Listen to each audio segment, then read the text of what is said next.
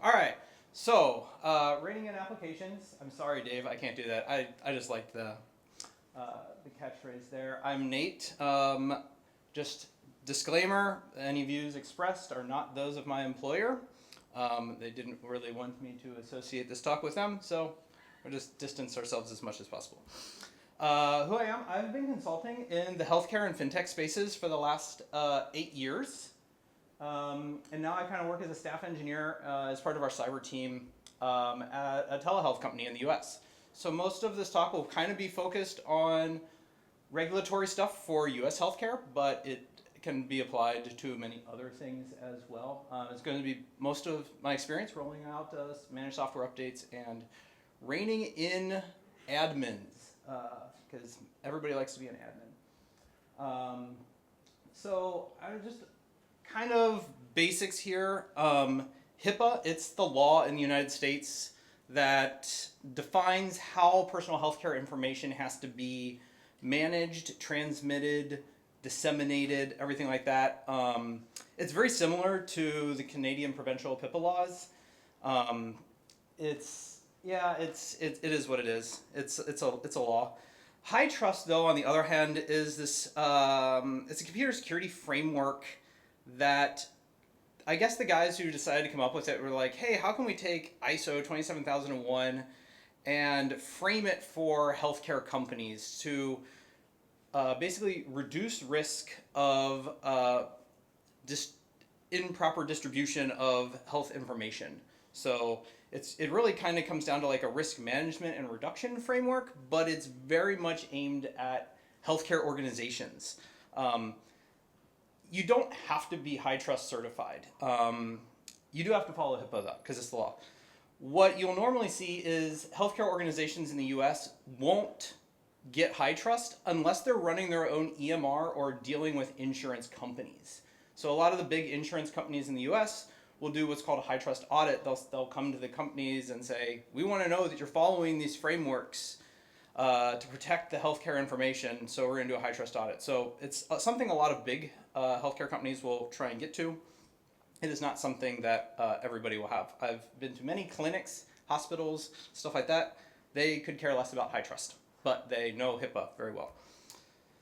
So I just kind of lined up here so you can kind of see there is a lot of similarities between HITRUST and ISO 27001. So a couple of things that I'm going to kind of touch on here: vulnerability scanning, how this plays into application management, patch management, risk-based approach to remediations, right? Most of these access control principles, like, it all lines up very similar. So if you're working in a highly regulated compliance space, yeah, it is what it is. It's a lot of the concepts are transferable between the two. So there it is. So compliance in healthcare. Who needs stinking rules? So a couple of the rules that we're going to kind of go over. I like rules, so I'm not going to read them because they sound like legal jargon, but they're up there if you want to take pictures. So, reviewing application access, what can be installed on computers, make sure users only have admin rights when they need admin rights, establish and maintain, go away. We'll talk about this later in the talk because that is a new thing. Maintaining a list of assets, all the applications, create documented procedures, patch management, all this stuff. Like, if you've worked in any probably publicly traded company, all of this stuff starts to come up too. It's very, very standard, but this is the HITRUST controls. There are some synergies between the two, or between all of them, right? So, like, limiting admin access and controlling the applications on a computer go really well hand in hand together. So does vulnerability management. Like, when I've rolled this out at multiple different organizations and stuff, they all really go well together, and it's really easy to sell this to executive leadership of like, hey, we need to reduce our vulnerabilities over here, and one of the ways that we can do that, one of the ways we can reduce our risk exposure is removing admin access, and we need to also make sure that users can do their jobs with application inventories. So it's very easy to sell it to executive management, goes really well together. So we want to start by removing admin access, and this is probably like the most contentious thing. Like, everybody wants to be an admin on their computer, but does everybody actually need to be an admin on their computer? So what do people like need admin access to do? So installing and updating applications. You saw that stupid little prompt for VS Code pop up, right? Needs an admin. You need to change system settings sometimes. There are software development workflows, container building processes, things that engineers like to do that require admin access. And then there's fucking printers. So, yeah. So we need to deal with least privilege access in some way. As we're removing admin access, we don't want to start with removing access. That's going to be our end goal. But in order to get there, we need to know what the users are doing. So updating and installing applications, we need to know what applications are on all of our computers. So if you have a modern EDR like SentinelOne, CrowdStrike, anything like that, they'll give you application inventories. They're not great at it, but they'll give it to you. A lot of the newer MDMs will also give it to you. Like Jamf has an application inventory, Kanji's got one, Fleet's got one. Or you can just run OSQuery raw and you can get the application inventories that way. So you can build a list. You know, I have a bunch of spreadsheets. You can geek out on it. But then you start asking the question, what applications are needed for users to actually do their jobs? And what applications are optional?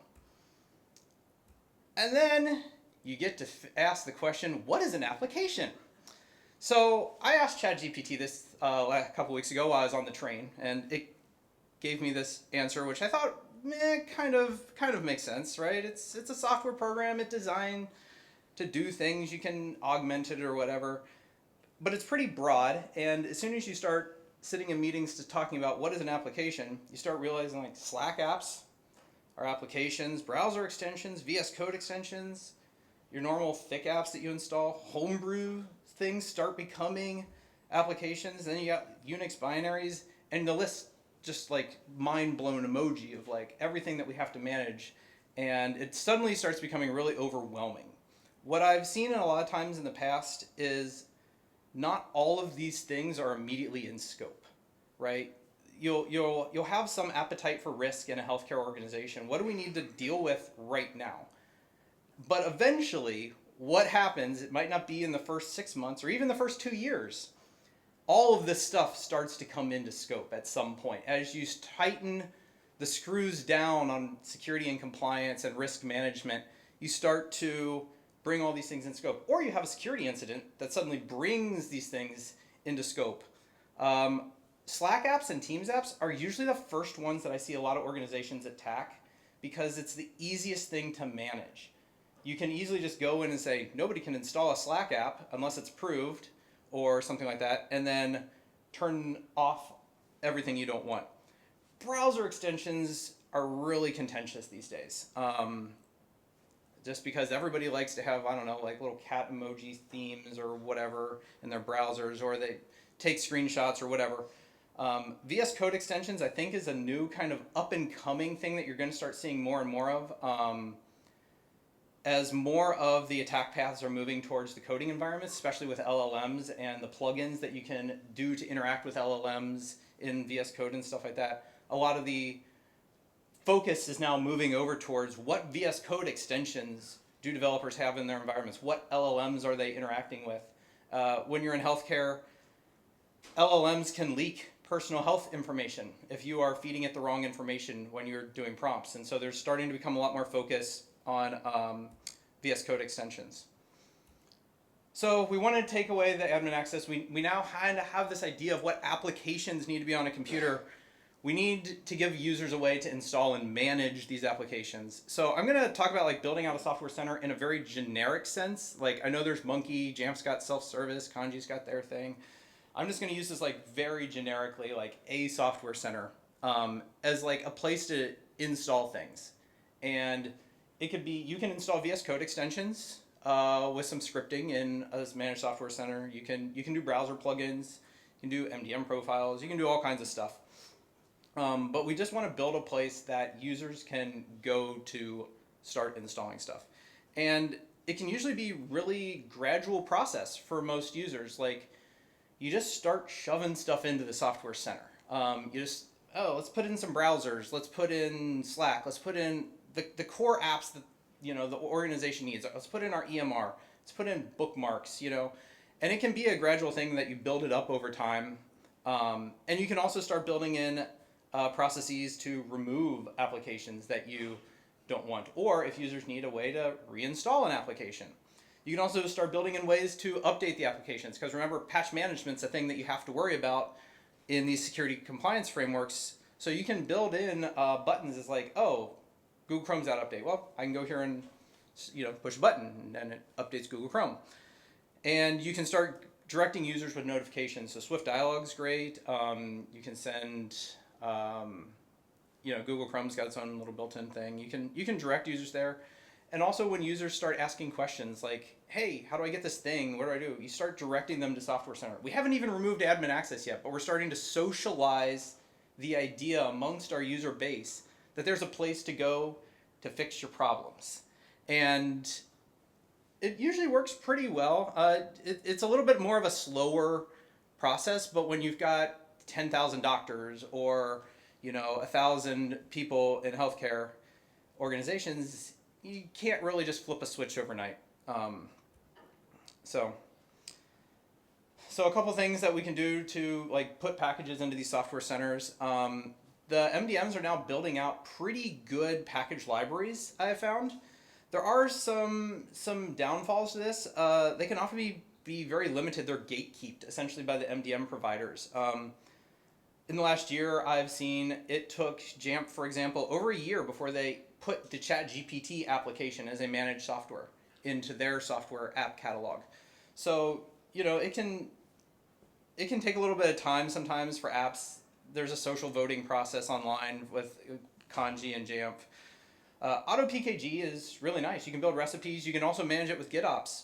I like AutoPKG, but in healthcare, a lot of times there's not an appetite for risk for running some servers to build this. Requires a Jenkins job. You might need a Mac Mini in the data center or in the cloud that's going to build the packages. And a lot of CISOs are like, I don't want this thing that also has to be managed to manage my packaged apps. So there's not always a lot of appetite for that. Installomator is one I've kind of come to like in the last couple years.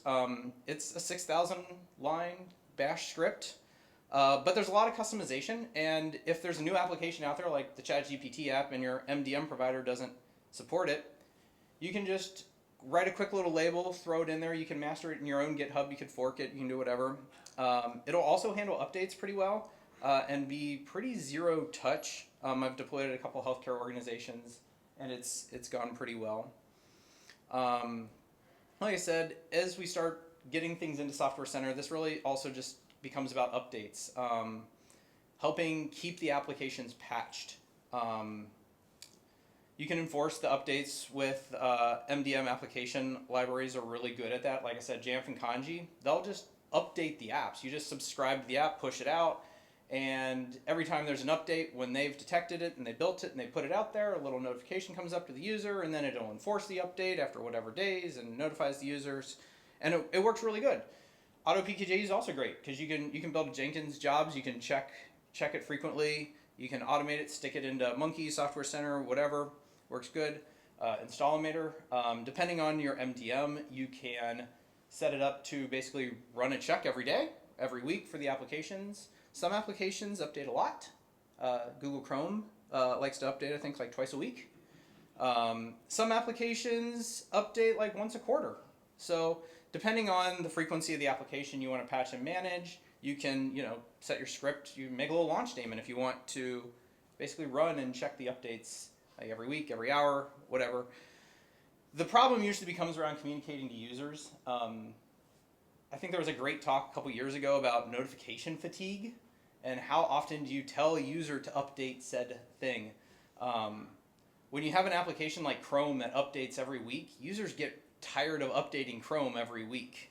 And if you are prompting them every hour to update it, then it also gets really annoying. In HITRUST, I think you noticed on the previous slide, we have 72 hours to patch critical vulnerabilities in healthcare.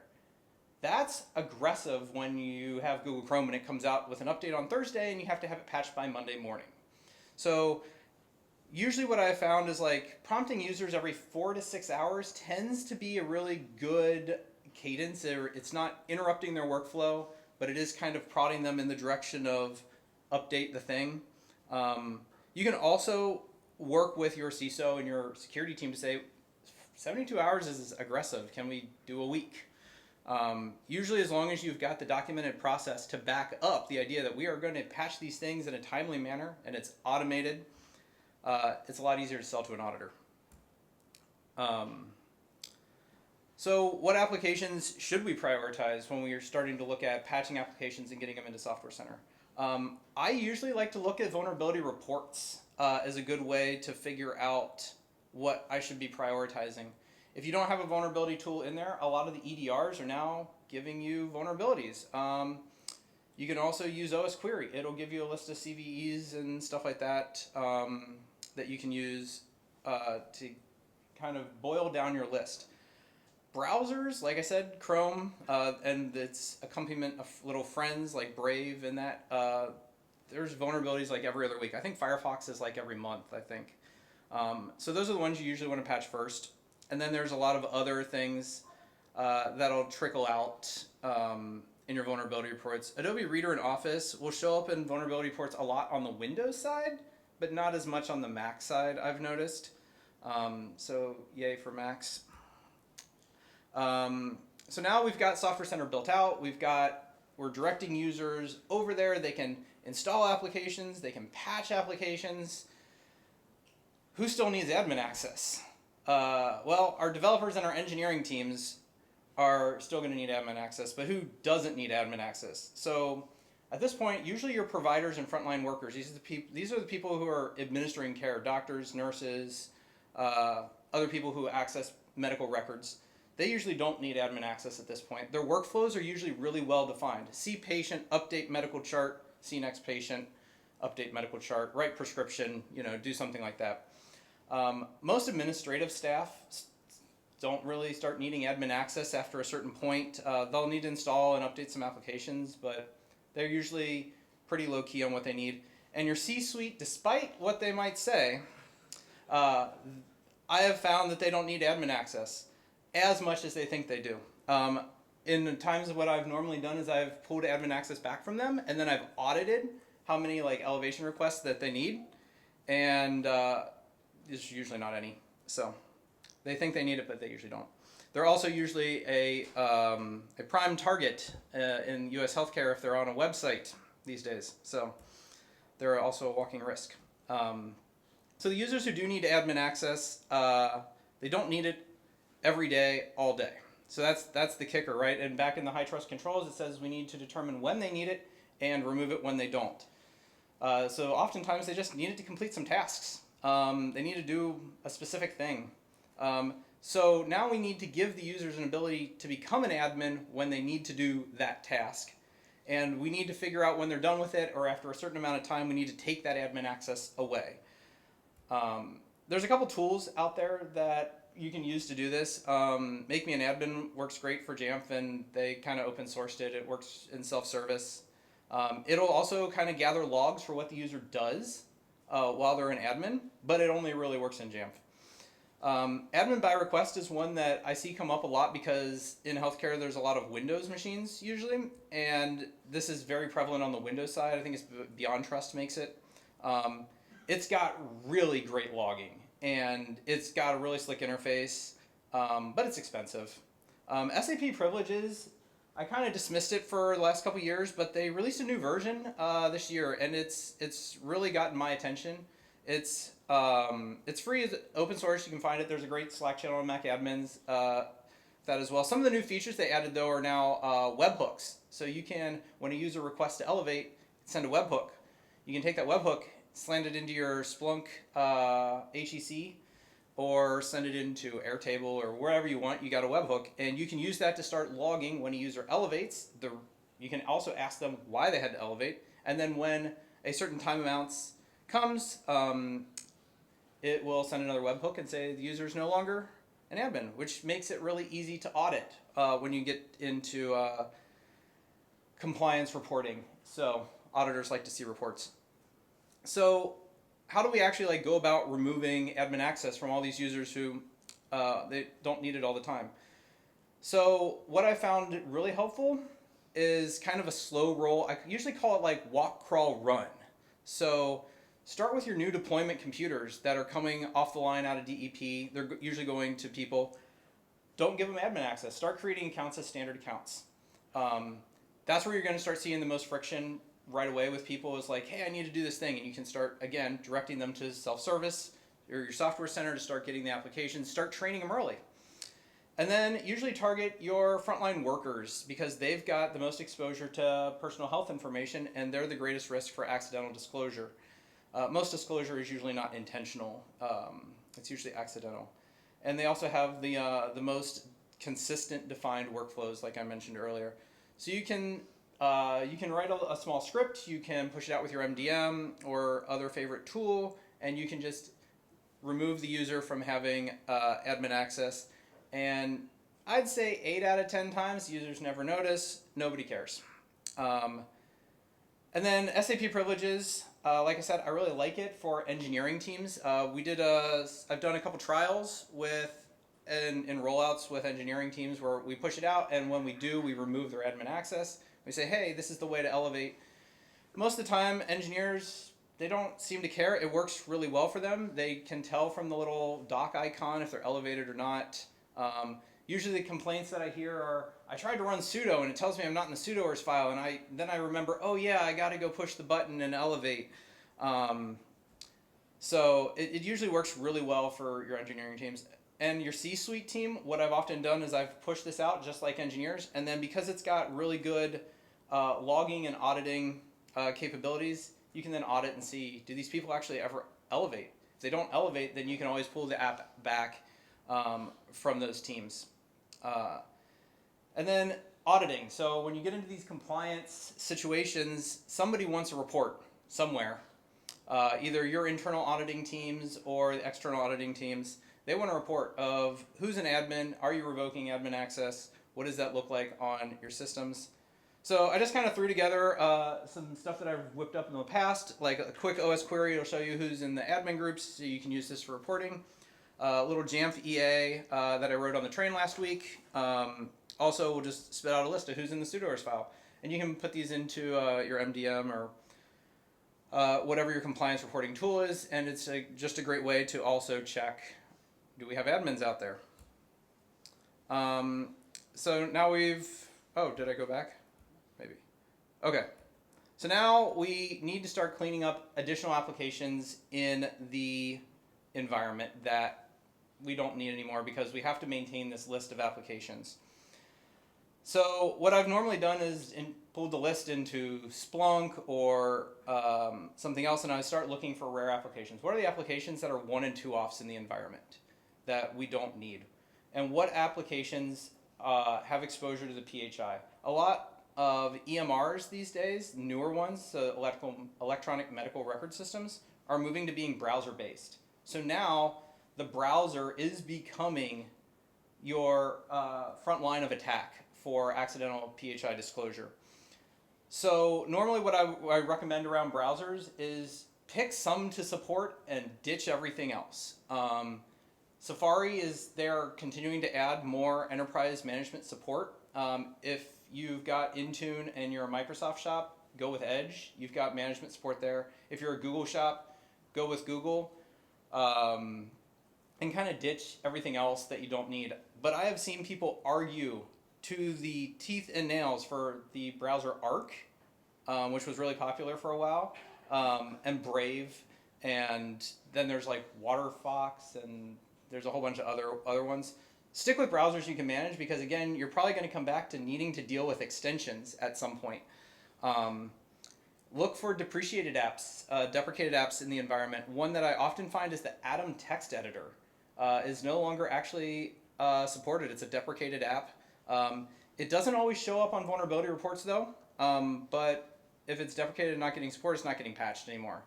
So go ahead and you can kick out deprecated apps out of the environment, and then start with things that are high on your vulnerabilities list.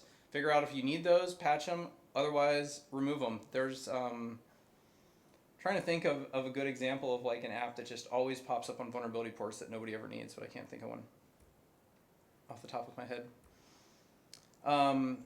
The other thing is that you often need to keep users from running applications from their downloads folder or another location.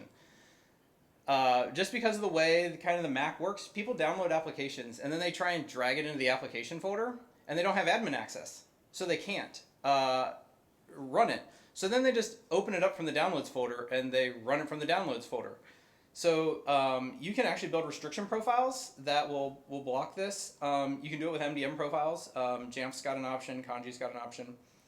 You can use your EDR software. I don't like using the EDR software personally for this, usually because it is based on a file path. So don't let Xname application from downloads execute from here. You really want to be able to block things by code signing cert or something like that. I think North Pole Security's here, so they can talk about blocking things with Santa. You can also do some custom scripting. I've thrown together a couple of small scripts that will just block things from running if they're in the downloads folder, which you can use. Oh, there it is. You can also extend this to another location.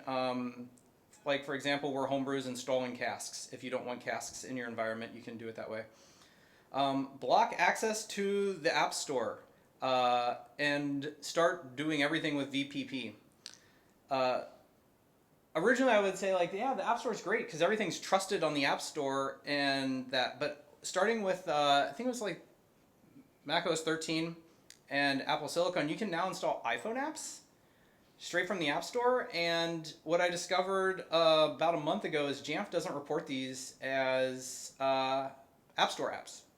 So you could go into the App Store and install whatever Chinese malware you want. It doesn't show up as an App Store app on your computers. It does show up as an application. And so it's kind of easy to slip through. So I'm just kind of telling people now, just block access to the App Store. VPP is there. You can deploy apps very easily with VPP. So now we just often need to help users remove the applications. Communicating a deadline to users I've found is really helpful. Don't ever silently remove things because oftentimes what happens is the user goes, hey, where'd my application go that I use once a quarter to run this report? Propose alternatives to the users. There's a lot of applications out there that do the similar things. I often find in environments a lot of timer apps that people use to help them focus. There's like a dozen of them on the App Store. Pick one and support that. There's oftentimes a lot of screenshot and screen capturing apps out there. If you're working in a healthcare environment, you don't really necessarily want people taking pictures of the screen. And if they do, you want it to be an app that you know is not uploading it to the cloud somewhere else, that you are losing control of whatever that information is.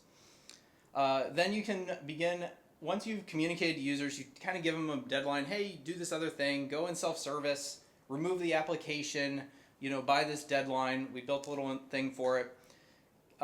Finally, you can go and just block execution of the application however you want. And then I usually give about 30 days, sometimes less, before I finally remove the application from their computer, because I want to monitor both help desk tickets that'll come in going, hey, why isn't my application working? I'm trying to do X, Y thing. Okay, we need to go and approve that. We need to deal with whatever. Before usually removing it. So help desk, you can also watch your EDR logs or Santa logs or whatever tool you're using. So you can remove it at the end. What method works best for doing all this? Swift Dialog I've found to be pretty helpful. You can pop up notifications, you can give users deadlines, you can make little launch daemons to keep track of things and tell them like countdowns. A lot of users, though, they don't want interruption. They don't want this thing popping up in their face while they're coding or on a Google Meet or whatever. It's annoying. So Slack bots I found, or Teams bots, whatever your chat platform is of choice, you can usually send them Slack messages on a countdown every week. Hey, do this thing. Hey, click this button. It launches the self-service. It removes them. You can help guide them to that process. Google Chrome just updates a lot. I don't know what their deal is. I will harp on that all day long. I'm a Firefox user, by the way, because it updates less. and some applications can just be a pain. Adobe applications, I think, are constantly like a thorn in my side. They will show up on your vulnerability reports frequently, and users don't always update them. You can now, if you have Adobe Teams, you can build a custom installer now that can run as admin and let users update and install applications through the Adobe Cloud application without needing admin access on their computer, which I think is a new feature in the last 2 years, which I just love that, because it used to be that you had to deal with that. So Homebrew and developers. John gave a really great talk about Workbrew, and there's definitely a lot of need for it in healthcare. It can really be tricky to handle Homebrew in a highly regulated space. I have whipped up EAs for Jamf. OSQuery can give you a lot of visibility as to like what is installed. There is an additional control in HITRUST, which I didn't list earlier, around teleworking, and the control basically says that you can't have any third-party app stores for teleworking employees. Well, when you're a telehealth company, everyone's teleworking. And a lot of doctors these days will do things while they're on the go. And Homebrew is in itself a third-party app store. So you kind of have to be careful with how you manage Homebrew. I have found that blocking the cask folder where it downloads casks to really stops kind of this application creep from happening. Also, you should really loop in your product security teams or your other engineering teams around Homebrew, because a lot of times the packages, formulas, and stuff that they're using in there are in engineering pipelines somewhere. And you start blocking things, you start breaking things, people get unhappy, customers can't get medical treatment, bad things happen. So I made this little meme. I thought it was funny. So a few odds and ends, like really communicate this whole process to users. If users are coming in from a very traditional healthcare environment, they're used to not having admin access. But if they're coming in engineering teams or other marketing teams or that, and they're coming into a healthcare space and they've been working, at a social networking company or an advertising company, and they come in, they're used to having admin access all the time. So having communication to the users really helps clarify things. It helps grease the wheels, and it helps IT not be the bad guy all the time. I've also learned that users don't read messages the first time. They often don't read messages the second time either, sometimes the third. So be prepared to over communicate and precisely communicate what you need the users to do and when you need them to do it by. Once you kind of go down this road of removing admin access, you're going to find things that you never knew about somewhere in your environment that somebody needs something to do. Often ones that also come up, it's this odd workflows, like somebody's trying to combine PDFs and they've got some weird script that they're using, but you didn't ever know about the script because it's not an application, it's just a script, and you weren't looking for scripts, but it needs sudo access. You'll find random things like that in your environment. And be prepared to just deal with confusion from users. Like I said, a lot of apps, they'll download it and then they'll try and drag it into the app folder, and then it says, you need admin access. And then they're like, well, I don't understand. Also, as you saw with VS Code, some applications have built-in updaters and you can't disable them. A lot of apps now are starting to, and I've gone to vendors and I've opened up tickets and I'm like, hey, we're in a managed environment. Users don't have admin access. We need a way to disable the automatic update check in your application.